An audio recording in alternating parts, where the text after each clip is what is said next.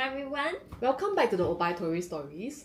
So today, what's our topic, Joyce? Well, we're going to talk about why conflicts can be teachable moments. So, what are some conflicts that could happen potentially in the classroom? Well, tons of conflicts happen every day. As long as we are dealing with humans, we are dealing with conflicts.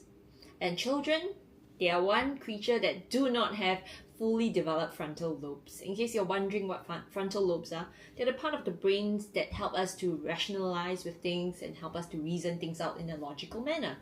So naturally, when children get into fights, it's because they feel very unhappy about certain things and they don't know why sometimes.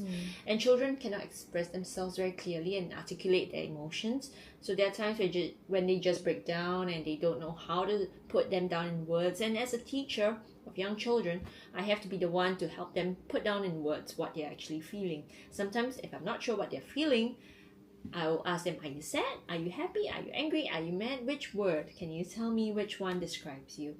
And then from there, they slowly build up their own emotional vocabulary. And to get the reasons from them is another thing. You also have to find out why they are feeling this way. Was it because of the other student? Was it because they forgot something? Was it because they were scolded by someone? What was it? We have to give them various things. And conflicts can happen even in classrooms when children are very unhappy with the other person, and sometimes we don't know why they are unhappy with them. And there are times when I feel that I'm the manager of these children, I'm the personal secretary, I'm the mother of these children that have to separate kids. And there are times when I feel like I'm also nurturing them by teaching them how to deal with conflicts in a healthy way. But first and foremost, I always find myself actually avoiding conflicts and trying to avoid the conflicts before they come up. So I try to get kids busy most of the time, and when I get them busy doing something, they tend to not have conflicts because their mind is being put to things that are useful instead of finding fault with each other and so on. And so there are times when I forgot to give them things to do, and there are times when I'm too busy myself to give everyone things to do. So these are moments when I realize that conflicts can happen. And when they happen, I realize that I have to own the conflict, because that's when I start to realize, oh, I've actually put this class in a situation where they are now forced to face each other with this difficult moment. And here I am, the adult with the brain, with the frontal lobes, coming in to rescue the situation. And I have to make sure that both parties are not going to go home crying. I think this is huge responsibility on my part, because when young kids cry, they really cry and they tell their parents, and the parents will come and look for the principal or the supervisor, which is something we all want to avoid. So naturally, when there's a conflict or a conflict about to arise, I then start to realize that I need to take action before worse things happen. Yeah. What about you two, Ting? Personally, I feel like I've experienced so many conflicts with my students in the classroom that for me, the number one thing to do is really to communicate very openly to them. Like, if let's say I'm at fault, I will apologize and I'll tell them why I was at fault, right? So certain things, obviously they won't say, teacher, you were at fault for doing that thing. So most of the time, if a conflict would arise, and when I reflect about it, and I tell the students that I'm sorry, I shouldn't have done that. I'm sorry, I should have asked you first. I'm sorry, I should have asked you for your feedback or opinion first before I did anything else. And so I realized that for me as an educator, I think communication is so important. Where I communicate it to, whether it's in the canteen or in the classroom or after school, how I communicate it, is it face to face? Is it through an email or whatever? Usually face to face. I feel like a lot of this kind of communication, especially when it comes to conflict, communication that we need to do whenever there's a conflict, is face to face communication. It's the best, because you can actually see your students' facial expressions, and the students are able to see your facial expressions. And also how I communicate it. I think talking slowly about it instead of rushing through it is actually very important. As much as the fact that we are so busy in our lives that we just want to quickly resolve a conflict, talk about it and be done with it. But I feel like when it comes to communicating to someone about a conflict and wanting to resolve it, I think it's not the speed that matters. It's the quality of the communication that matters. And I just thought that it's something that has really grown me as an educator lah, like really building on the communication that I have with my students. So at least that's how I would talk about conflicts, because that's the most straightforward way of resolving it. Talking and sharing what I felt, and also recognizing that the other party has been affected because of what I did. So, but I also wonder, why is it that we often shy away from such tough conversations? Well, I feel that many reasons come to mind about this. First and foremost, we all want to protect our feelings. And as a person who is carrying a heart that's vulnerable and that's open to being judged, you don't want that to happen. I think that's the last resort. We all hate to be judged. And at the same time, we also want to make sure that the right people are not involved in this. So the wrong people are not involved. So if we are exposing our emotions to someone we don't like, it's going to be uncomfortable. And for students to expose their emotions to a teacher, it must be because the child trusts the teacher enough to want to share it with the teacher. Otherwise, children are afraid of doing so because they don't trust adults if they are not comfortable with them. And in order for us to do this, maybe the child is new to the class as well. It could be that the child is not familiar with the people around him, or it could be that they don't trust, they don't know how the teacher will react. Maybe the teacher might tell the parents and the child doesn't want that to happen, and that's why we do have kids who hide their feelings. And I think naturally shying away from conversations with our children is also one thing. It's easy, it's convenient, and like you said earlier, we want to move on with the next task. We don't want to slow down and replay what these uncomfortable moments were. And I think the more we stop to slow down and breathe the roses in, the more we realize things. And sometimes slowing down is better for communication, because a lot of things get lost in translation when you're trying to do things fast and communicate fast, and then people are left wondering, what on earth are you trying to say?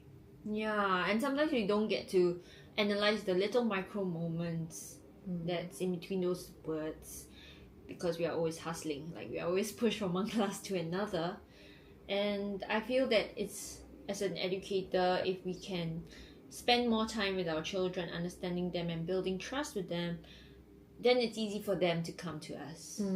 But I also feel like it's okay to it's good to let children know that sometimes appearing weak and vulnerable could also be a sign of courage. I think if children and students were to see that sometimes accepting that they have got weaknesses and owning them is courageous. So it's better than ignoring those feelings and ignoring those weaknesses and just thinking that you are super, you are powerful, you're almighty, you're Miss Know-It-All. That's don't like that. That's going to affect their self-esteem as well, especially when they can't own their own weaknesses. I mean, come on, we have weaknesses. No matter how perfect we seem to everyone. But don't teachers lose respect when they become vulnerable? I struggle. So I've thought about it for a long time. I realized that whenever I tell my students certain things, especially when it's vulnerable moments, they're more inclined to listen. They're more inclined to listen and empathize. I think they're more interested in you as a person than what you are teaching. If they get to really know your heart and who you are, then they feel more comfortable with the lessons and why you're doing them. Because kids are smart, they know why you're here, what you're doing this for. And even 9-year-olds can sniff out BS. Like whether you are genuine or not. So I think for me, it's really not avoiding the conflicts, because they're inevitable anyway. We can't avoid them, right? So we can only own them and deal with them and resolve them in the most genuine way possible. In the most respectful way to all parties. In the most fair way. And I guess those are the really valuable teaching moments that I have gained out of this whole experience. Communicating our needs our interests, our beliefs. Yeah.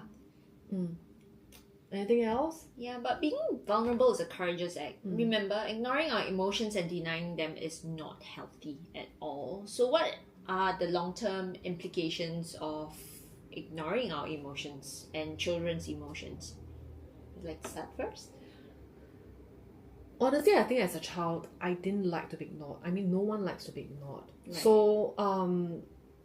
So having that, experiencing that as a child, I felt that I became more socially isolated from people, and it's a choice. I chose to isolate myself to avoid getting hurt. And I think that wasn't very healthy because it made me realize that I wasn't a good communicator, or rather I didn't know how to communicate with people properly. So growing up as a teacher, I realized how important that was to my students, and so that's why to me, I feel like I've grown together with them when I became their teacher. Wow, that is really powerful. So you get to learn a lot about yourself by teaching as well. Yeah. And I think if we help children, we help ourselves as well. Yeah. And by being vulnerable, we never know, we might discover things that we never used to know about ourselves. And I think ignoring our emotions or other people's emotions really has serious complications. Like, for example, being unable to relate to people. And you know, when she came up to me and asked me to do this project, I was really amazed because I was able to tell her all these stories that I'm now telling you guys about. And I feel like I can relate to her very much because we both are in the same industry. And when she shared her story with me, we suddenly were able to relate, and we shared our emotions and feelings about how things work in the classroom. And that is something very powerful because it enables us to come up with more creative things. And without addressing our emotions, we don't feel emotionally safe as well, because you know, we never know if let's say if we keep all our emotions inside, we suppress them, we repress them, what's going to happen in the long run? I think it's not healthy. It's just going to cause issues with our mental health. And I think we humans are born to express our feelings. We are social creatures. We are not meant to be living in isolation. Yeah. And in order for us to be able to get along with our colleagues, with our family, with people around us in general, and with society, we want to be able to express our emotions in a healthy way. And even if we're unhappy, we are able to at least have some avenue of journaling or sharing with other people so that we can build better relationships. And a better society as well. Yeah.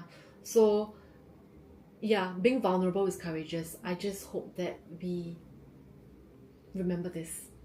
Yeah. So with that, we have come to the end. See you in the next episode. Bye.